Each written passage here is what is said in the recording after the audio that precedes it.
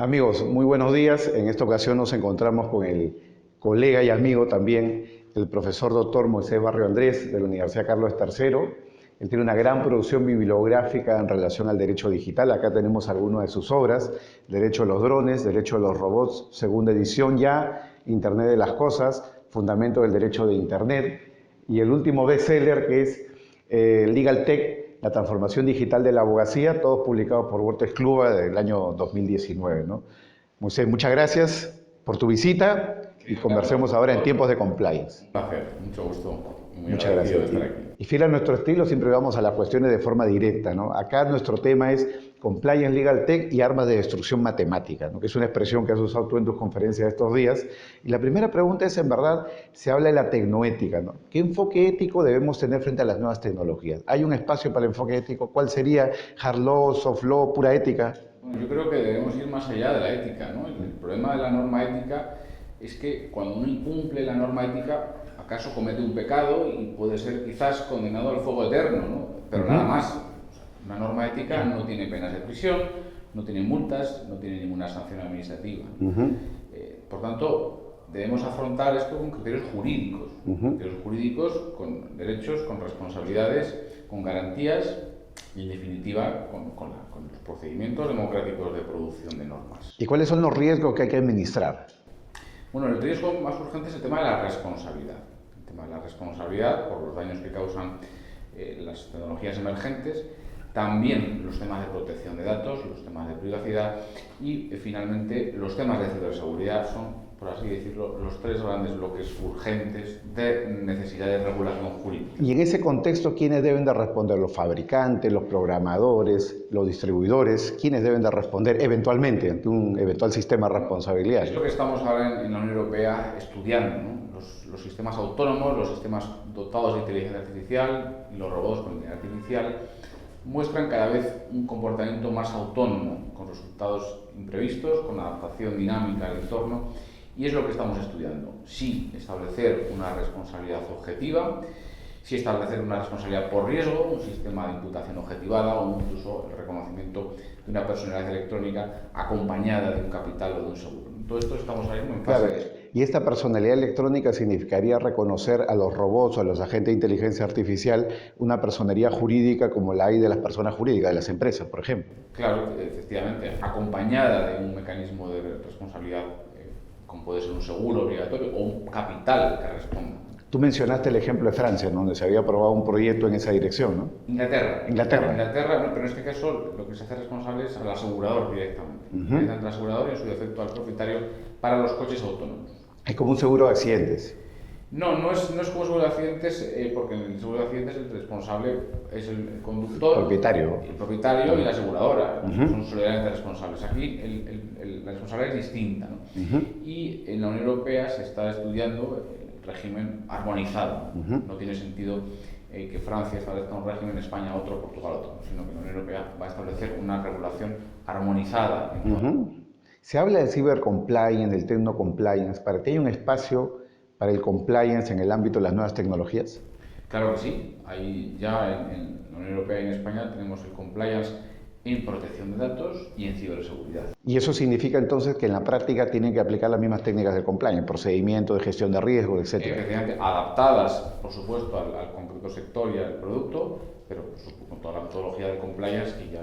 Y en este caso, el compliance officer tiene que tener cierta capacidad de adaptación a la tecnología, cierto conocimiento de la tecnología. Por supuesto, es imprescindible que los abogados tengamos una formación tecnológica, es imprescindible. Y además hay que trabajar en equipos interdisciplinares, con los ingenieros, con los matemáticos, con los biólogos, con los juristas, con los filósofos, en definitiva, con todo un equipo interdisciplinar. Moisés, yendo sobre el Legal Tech, ¿los abogados van a seguir existiendo o no? Acá en algunos foros se ha llegado a hablar y a predecir la desaparición de la abogacía, o los abogados debemos transformarnos frente a la tecnología. ¿Cuál es tu punto de vista? Bueno, esto no es una cuestión binaria, ¿no? Es una cuestión de 0 o 1. Yo creo que la profesión jurídica no va a desaparecer, pero se va a tener que reinventar sin duda. ¿Por qué? Porque la Legal Tech permite automatización de las tareas. Y cualquier tarea jurídica se puede descomponer en fases. Esas fases progresivamente se van a ir automatizando. Y así va a ser, y así está siendo. Entonces eso nos va a obligar a nosotros a ser proactivos, a reinventarnos, a concentrarnos en nuestras capacidades de valor añadido, pero también la Legaltech nos abre nuevas oportunidades de negocio también. Por ejemplo, tú mencionabas esta semana el tema de los lectores de documentos o el tema de los due diligence para los casos de fusiones y adquisiciones, ¿no? ¿Cómo funciona eso en términos prácticos para que el público pueda entender? Claro, pues en un proceso de due diligence o en un proceso, por ejemplo, de una investigación antimonopolio o una compra-venta de empresas... Donde hay miles de documentos, ¿no? Miles, millones de documentos. Entonces, claro, ahora esto lo hacen los paralegals, lo hacen los becarios, ¿no? O los estudiantes de último grado o los abogados de primer año. Entonces, todo eso se automatiza. La máquina busca documentos buscando pues una cláusula de control, cláusulas de competencia, etcétera, y eso automáticamente la máquina procesa en segundos millones de documentos. ¿Y qué nivel de competencia demanda eso de los abogados? ¿Tenemos que ser programadores? ¿Tenemos que llegar a ese nivel o requerimos básicamente formaciones generales o básicas sobre tecnología? Como mínimo tenemos que entender la tecnología. Además, no es fácil combinar en una persona las dos facetas, la faceta tecnológica y la faceta jurídica, pero sí comprender, entender las implicaciones de la tecnología. De la misma forma que para manejar un ordenador no hace falta saber programar a bajo nivel, no hace falta saber programar en C, no hace falta saber lo que es un firmware, pero sí entender el sistema, y hay que trabajar en equipo con los ingenieros, con los técnicos, ¿no?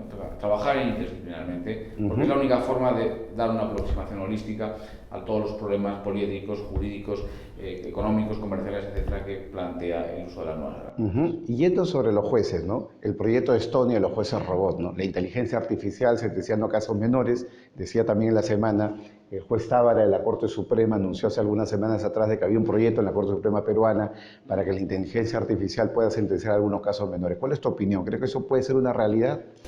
Va a ser una realidad. De hecho, hay plataformas comerciales como por ejemplo PayPal que tienen sistemas ODR para tramitar las reclamaciones de los consumidores. Y es una herramienta muy útil para descongestionar los tribunales de procesos menores, ¿no? Los procesos de desocupación, desalojo, los procesos de reclamaciones de baja cuantía, que son procedimientos muy sencillos. Son procedimientos en los que los motivos de oposición están tasados y son muy fáciles de automatizar. Y esto va a ser una realidad, porque estos procedimientos ocupan muchísimos recursos de los tribunales y además quitan capacidad al juez para atender casos difíciles, ¿no? Es una forma viable, es una forma eficaz y es una forma bastante plausible de implantar para descongestionar los tribunales con estas... Claro, de pronto pequeñas demandas laborales, demandas de desalojo, pequeñas reclamaciones civiles. De consumo, un retraso aéreo, una rotura de maleta, una disconformidad con el producto, etcétera. Son procedimientos que son muy sencillos de realizar. ¿Y la intervención humana en la apelación para poner el clic final, o crees que la inteligencia artificial pueda resolver los casos, por lo menos en primera instancia? Bueno, es lo que nos tenemos que plantear, qué queremos hacer, ¿no? ¿Y qué límites vamos a marcar? Si vamos a delegar toda la decisión y todo el procedimiento en el algoritmo, o el algoritmo únicamente va a generar un borrador de sentencia que lo tenga que supervisar el juez. Son temas que tenemos que discutir y que tenemos que analizar, ver los límites y ver la compatibilidad también con los derechos del justiciable, ¿no? Los derechos de defensa, los derechos de recurso, de tutela judicial efectiva, etc. Claro, y hablando de los algoritmos, que son modelos finalmente matemáticos, son modelos estadísticos, ¿cuáles son los principios de la responsabilidad algorítmica, ¿no? Tú tienes un resultado, ¿no? Por ejemplo, te dan un crédito en el banco, no te lo dan. El sistema de seguridad social selecciona a tales personas para determinados programas o no. ¿Cuáles son los principios cuando hay fallos en la aplicación, ejecución o diseño de estos algoritmos? Bueno, pues es el reto que tenemos que dar respuesta, precisamente porque la automatización de las decisiones muchas veces es totalmente opaca al usuario. El usuario ni conoce que está siendo objeto de decisiones automatizadas, ni conoce sus consecuencias, ni conoce los parámetros que se han utilizado. Y entonces es el reto que tenemos que dar respuesta urgente a los juristas para garantizar los derechos del ciudadano. Y tú bien has explicado esta semana, ¿no? Los algoritmos funcionan como un sistema de input y output. O sea, los algoritmos no explican lo que hacen. Eso ha dado lugar a que se hable de las llamadas cajas negras, ¿no? Las cajas negras, es decir, las empresas ponen mucha tecnología en elaborar los algoritmos, miles de millones de dólares para los que dominan el mercado de la inteligencia artificial. Y claro, ¿qué pasa si un ciudadano que se siente excluido, discriminado, tiene algo que reclamar, puede cuestionar a la empresa, puede buscar a través de un mecanismo de tutela judicial efectiva que la empresa abra la caja negra, explique el algoritmo, frente a lo que es todo el debate en torno a lo que es el secreto industrial, el derecho a la igualdad. ¿Cuál es tu punto de vista sobre esto? Bueno, precisamente es uno del objeto del derecho de los robots que tiene que esclarecer, ¿no? Los límites, las líneas rojas y las obligaciones jurídicas de todo este proceso de implementación de las tecnologías de aplicación práctica. No vale la autorregulación, no vale la norma ética, ¿no? Y hay que establecer una regulación jurídica flexible y abierta, pero que establezca un marco de derechos y obligaciones para que estas herramientas respeten los derechos fundamentales y no sean discriminatorias, no tengan sesgos, en definitiva, no agraven o perpetúen situaciones de discriminación y de injusticia. Moisés, como tema final, pensando en los estudiantes de Derecho, los jóvenes, generación Z, gente de 20 años que está estudiando Derecho, está en sus primeros años, ¿cuál es tu consejo en términos de Legal Tech? ¿Qué deben hacer ellos? ¿Cómo deben explorar? Si alguien tiene interés en una startup, ¿qué le puedes aconsejar? Considerando, perdón, para que el público entienda de que tú fundaste tu primera empresa a los 9 años, que es lo que yo siempre repito en estas conferencias, ¿no? Lo fundamental es adquirir competencias digitales. Tenemos que entender cómo funciona la tecnología. Tenemos que tener formación en competencia digital y a partir de ahí ofrecer soluciones proactivas desde el punto de vista del derecho. A la hora de diseñar los productos tenemos que estar desde el minuto cero aportando la vertiente jurídica y, en definitiva, ser parte de todo el proceso de diseño de los productos, para que esos productos, cuando acaben su diseño y lleguen al mercado, sean conformes a la legislación, respeten la privacidad, respeten la intimidad, respeten la protección de datos, respeten la ciberseguridad, etc. Un gran mensaje para los jóvenes. El Legal Tech ha llegado para quedarse y seguiremos, amigos, hablando con ustedes prontamente en tiempo de compliance. Gracias, Moisés. Muchas gracias, Carlos.